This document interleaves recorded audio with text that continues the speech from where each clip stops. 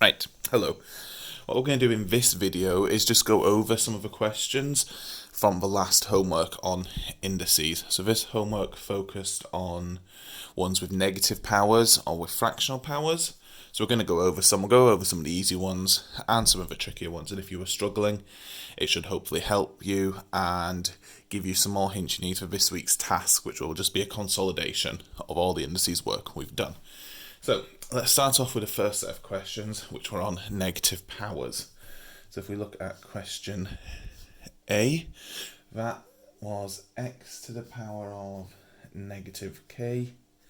To write that as a positive power, we just put this on the bottom of a fraction, and that makes the power positive. So that's 1 over x to the k. Then for B, p to the power of negative h.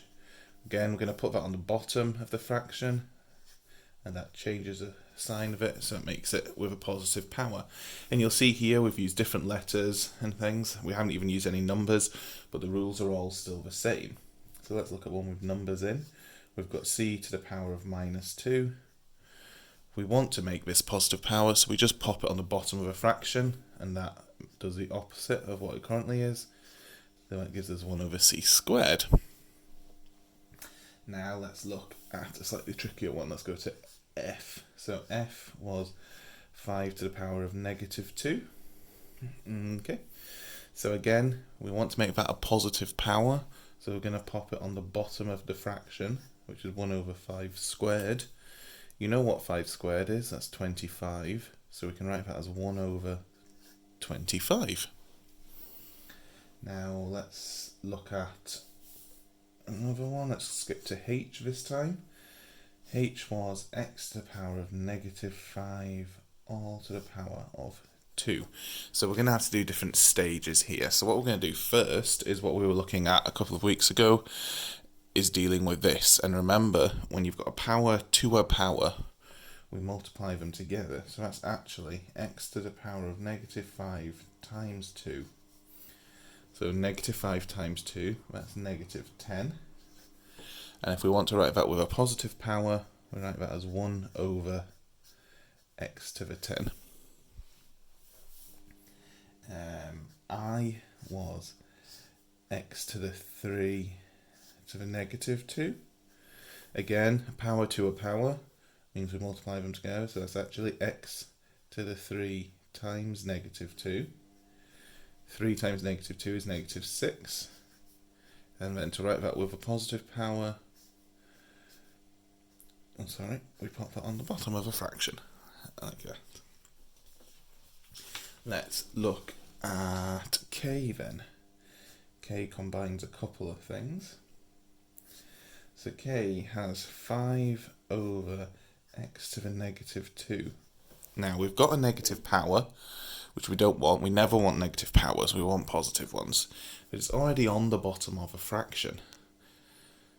Okay, so if we know that saying, I'll just write the rule up here.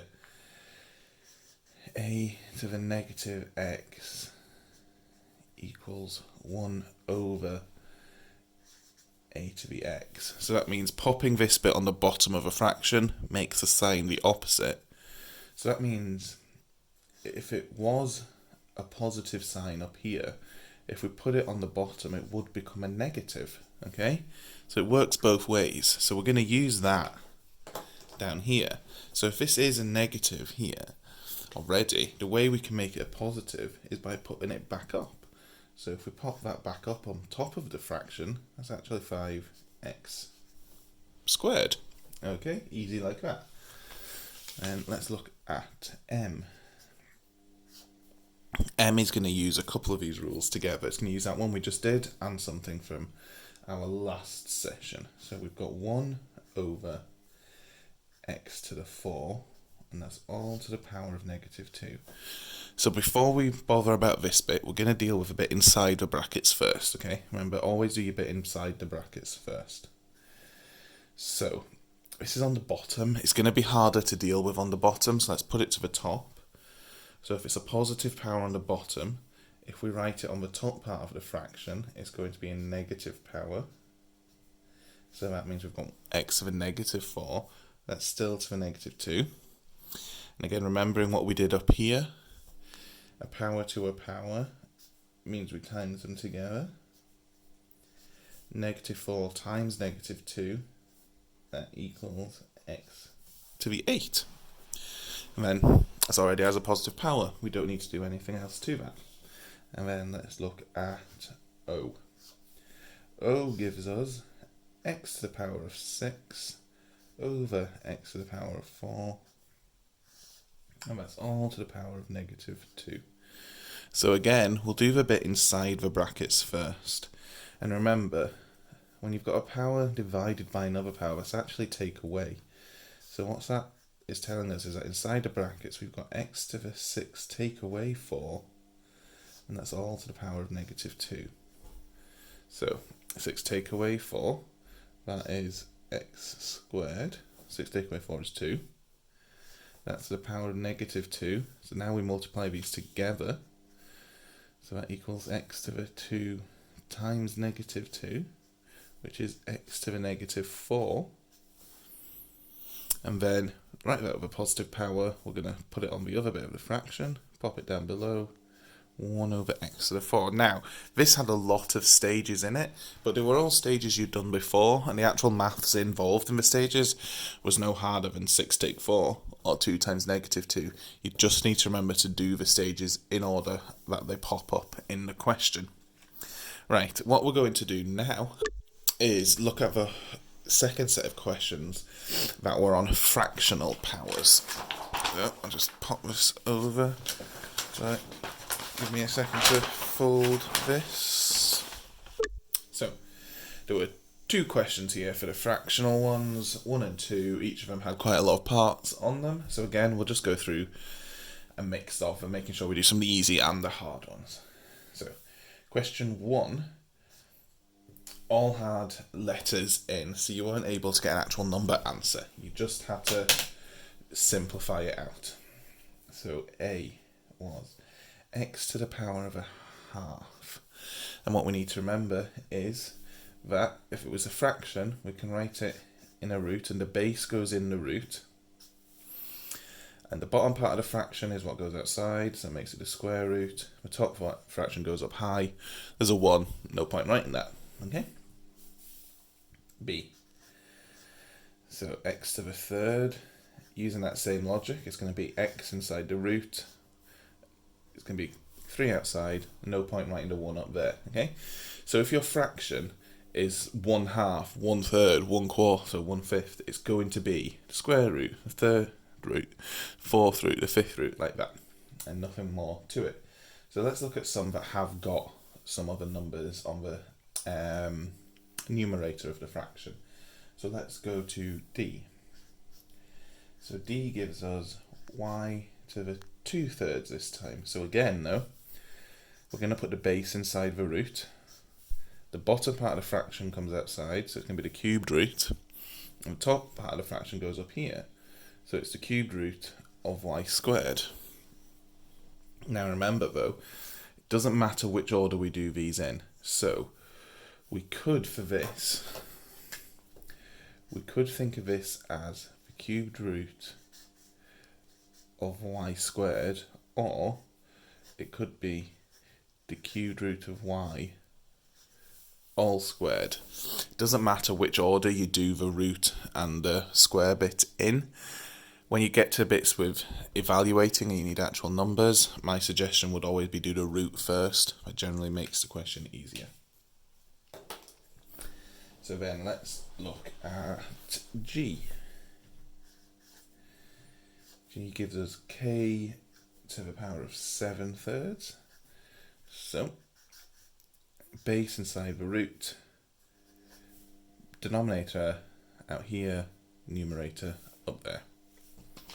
Then I is going to give us 5t to the 5/2.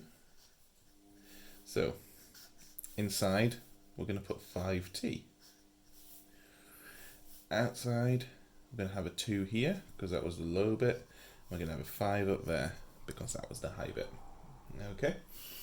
Then if we get to J, K and L, these are even trickier. You might not even get asked these at Nat 5, but you should be able to do them anyway, just in case. And these involve negative powers. So if we look at J first, we've got a to the power of negative a half. So the first thing we want to do is make it a positive power. So remember, to make it a positive power, we put it on the bottom. And now that it's on the bottom, we just do what we would do normally. Anything to the power of a half, that just means a square root.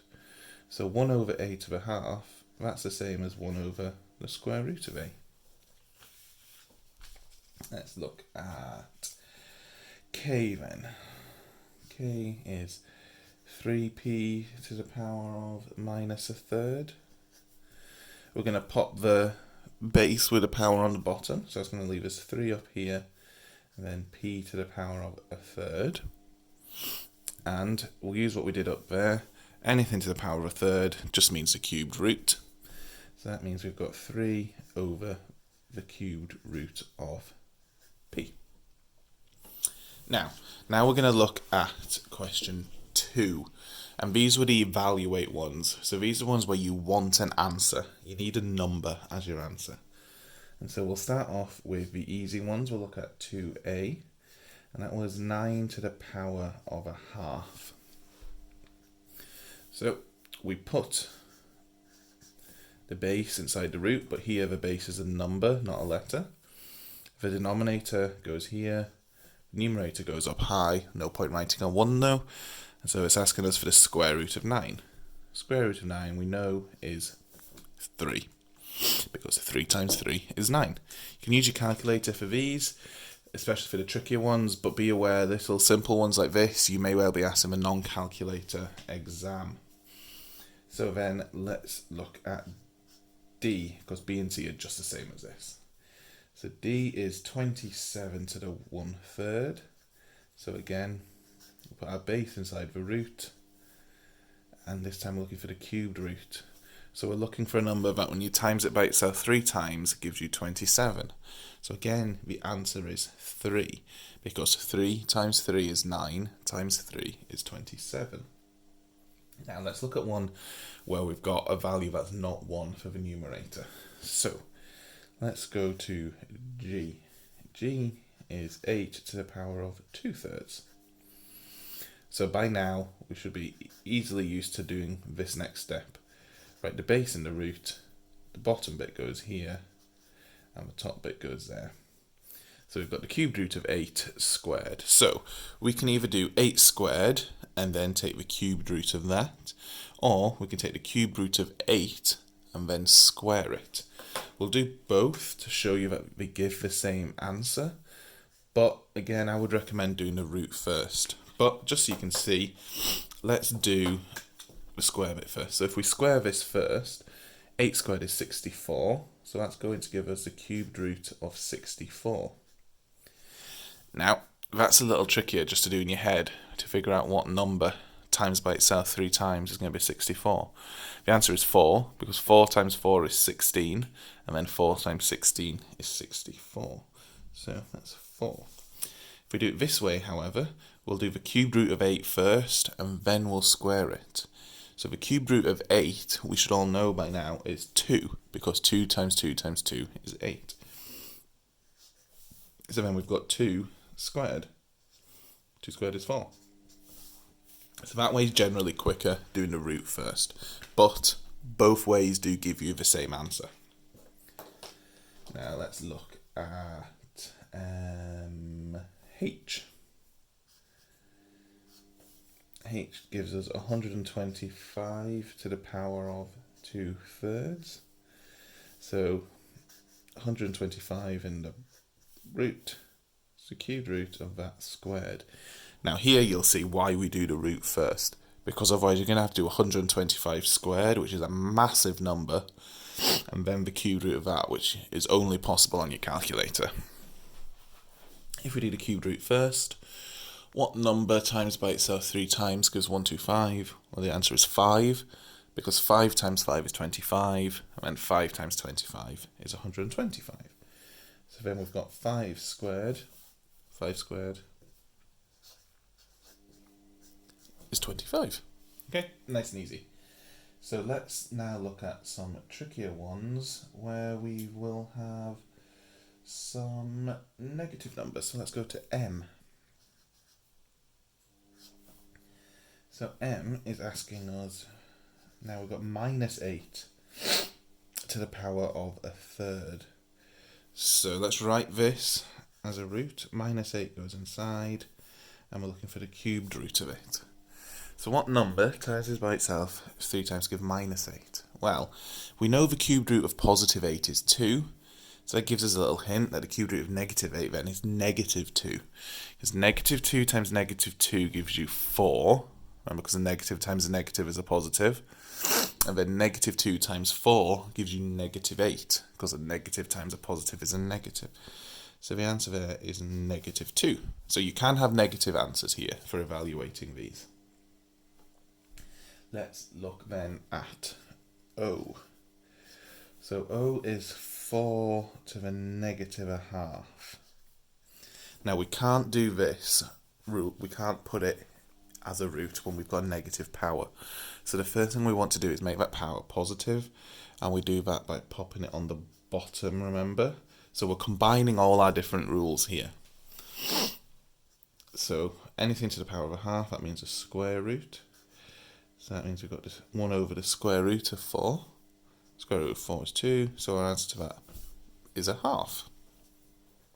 Now, let's do one more of these, and let's look at P. Now, O and P, and a little bit M, are the trickier ones you'll have to do with these, so again, they may not come up at nat 5, but you need to be able to do them just in case they do. So P is 16 to the power of -3/4. We need that to be a positive power before we can do anything else. So let's write that as 1 over 16 to the 3/4. Same as always, put the base inside the root. The bottom number comes here, the top number goes up high. Let's start with doing the 4th root of 16. Now you can use your calculator for this, but I know that the 4th root of 16 is 2, because 2 times 2 is 4, times 2 is 8, times 2 is 16. So that means I've got 2 cubed. 2 cubed, we know by now, is 8. So that's us gone through all the types of questions that were in the homework. Some easy ones, some trickier ones. Hopefully that's enough to make it clearer for you. So again, thank you for watching.